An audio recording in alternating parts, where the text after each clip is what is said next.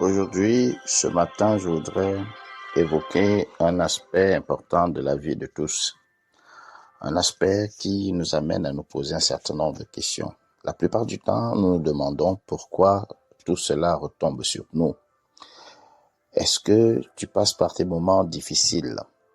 Est-ce que ce que tu traverses est commun? Est-ce que les autres le vivent à côté de toi? Tu essayes de t'en sortir, tu te bats pourtant comme il le faut. Tu mets les petits plats dans les grands quand tu veux atteindre un objectif. Tu mets beaucoup d'énergie, tu mets toutes tes connaissances à contribution. Mais malheureusement, les résultats sont les mêmes. La déception, les trahisons et beaucoup d'autres choses encore qui sont de ce cadre-là. À ce moment, on commence à se demander si le Seigneur est pour les autres et si nous sommes venus pour accompagner et contempler la réussite des autres. Certainement, tu vis cette situation. Tu fais tout pour que ça aille. Tu fais tout pour que ton projet soit porté vers l'avant. Mais là où les autres réussissent, toi, tu n'as que des larmes. Voici le message que je t'envoie ce matin. Ce message qui est tiré des Saintes Écritures et qui devrait te permettre de voir les choses autrement. En réalité, le problème n'est pas que chez toi. En réalité, la vie n'est pas plus verte pour les autres. La réalité, c'est que le Seigneur a son temps pour toi. Et ce temps, il est ineffaçable. Il s'accomplira. Tout ce qui dérange la plupart du temps dans notre vie, c'est que dans notre envie poussée et justifiée d'ailleurs de voir les choses changer, nous commettons des erreurs qui nous amènent parfois à des angles morts, si bien que nous ne parvenons plus à voir la main de Dieu lorsqu'elle se tend pour nous. Nous sommes tellement emportés par l'envie de réussir que nous embrassons beaucoup.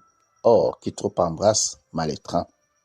Il est important que tu saches que dans la quête de la réussite, il faut prendre le temps de trier et faire ce qui est bon, faire ce qui est utile, faire ce qu'il faut au moment où il le faut. C'est ce que nous oublions la plupart du temps, et malheureusement, qui nous rattrape.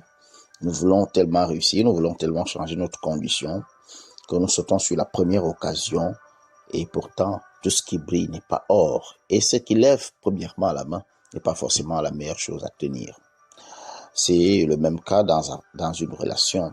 Ne pas se précipiter sur la première personne que l'on voit, mais attendre, prendre le temps d'observer, parce que le Seigneur ne t'a pas abandonné. Certes, tu passes par quelque chose de très difficile, mais il agira, ses bontés se renouvellent chaque matin. D'ailleurs, c'est ce que nous dit le livre des Lamentations, dont un extrait est partagé avec vous ce matin. Lamentation, dans son chapitre 3, versets 19 à 24, nous dit ceci. Quand je pense à ma détresse et à ma misère, à l'absinthe et au poison, quand mon âme s'en souvient, elle est abattue au-dedans de moi. Voici ce que je veux repasser à mon cœur, ce qui me donnera de l'espérance. Les bontés de l'Éternel ne sont pas épuisées. Ses compassions ne sont pas à leur terme. Elles se renouvellent chaque matin. Oh, que ta fidélité est grande. Voilà ce qu'il te faut retenir. Les bontés de l'Éternel se renouvellent chaque matin. Alors, hier, tu n'as certainement pas pu atteindre tes objectifs. Qui te dit qu'aujourd'hui, tu ne pourras pas? Agis avec sagesse, agis avec prudence. Prends le temps lorsque tu veux changer les choses. N'embrasse pas les premières venues. Ne te précipite pas au-devant de ces premières opportunités qui se présentent. La plupart du temps, c'est dans la sagesse que l'on retrouve les meilleures choses. Ce qui brille véritablement et qui est véritablement or ne se trouve pas en surface, mais en profondeur.